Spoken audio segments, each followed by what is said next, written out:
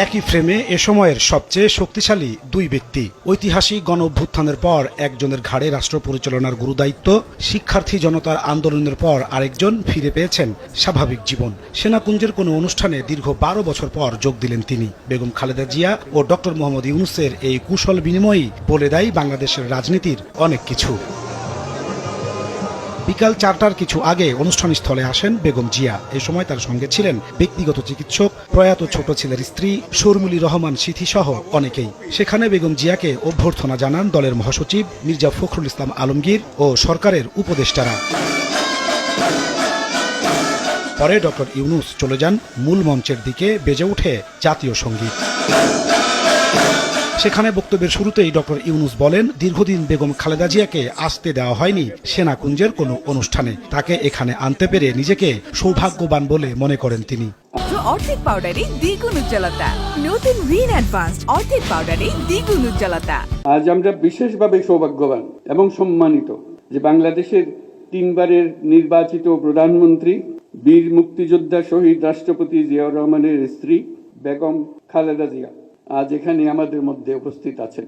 এক যুগ ধরে তিনি এই মহাসম্মেলনীতে অংশগ্রহণ করার সুযোগ পান নাই, আজকে সুযোগ পেয়েছেন। আমরা সবাই আনন্দিত এবং গর্বিত যে আমরা এই সুযোগ দিতে পেরেছি।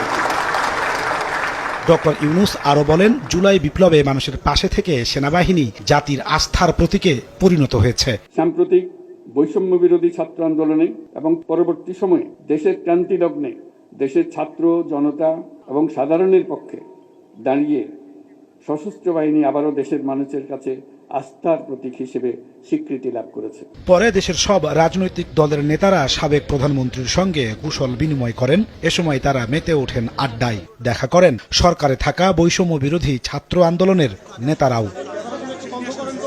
সেখান থেকে বেগম জিয়া রওনা হন গুলশানের উদ্দেশ্যে। অসংখ্য ভক্ত অনুরাগী ঘিরে ধরেন তাকে।